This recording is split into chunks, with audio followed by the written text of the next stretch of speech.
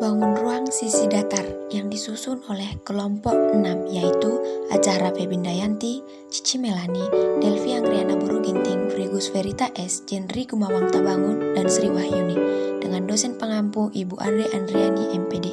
Adapun materi yang kami bawakan adalah pengertian bangun ruang sisi datar yaitu kubus dan balok, prisma, limas terpancung, dan prisma terpancung.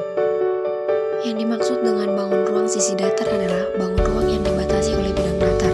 Bangun ruang dengan sisi datar disebut juga sebagai bidang banyak atau poliedron yang berasal dari bahasa Yunani, yaitu polis yang berarti banyak dan kedron yang berarti permukaan.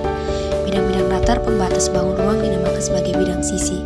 Ruas garis yang berbentuk oleh perpotongan antara dua bidang sisi bangun ruang disebut rusuk. Titik potong dari rusuk disebut titik sudut.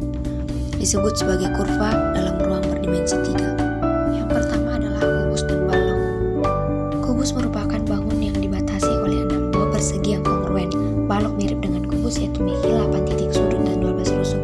Balok dibatasi oleh 3 pasang persegi panjang yang kongruen dan masing-masing pasangan kongruen ini terletak sejajar. Kubus merupakan kasus khusus dari balok yaitu memiliki sisi yang sama.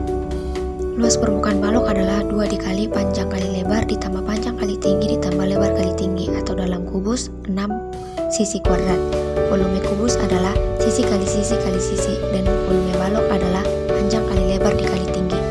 Yang selanjutnya adalah limas. Limas adalah suatu bangun ruang yang dibatasi oleh sebuah segi N dan segitiga yang punya titik puncak persekutuan. Segi N dari limas ini dinamakan sebagai alas, titik Z disebut puncak limas, dan permukaan piramidal dari limas dinamakan sisi limas.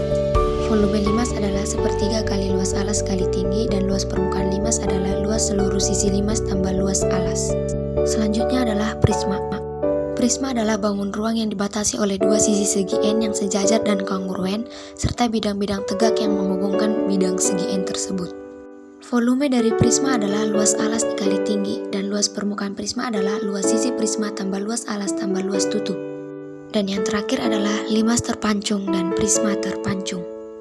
Limas terpancung ialah limas yang memiliki bagian bidang alas dan atasnya sejajar karena semua rusuk tegaknya dipotong dengan ketinggian tertentu.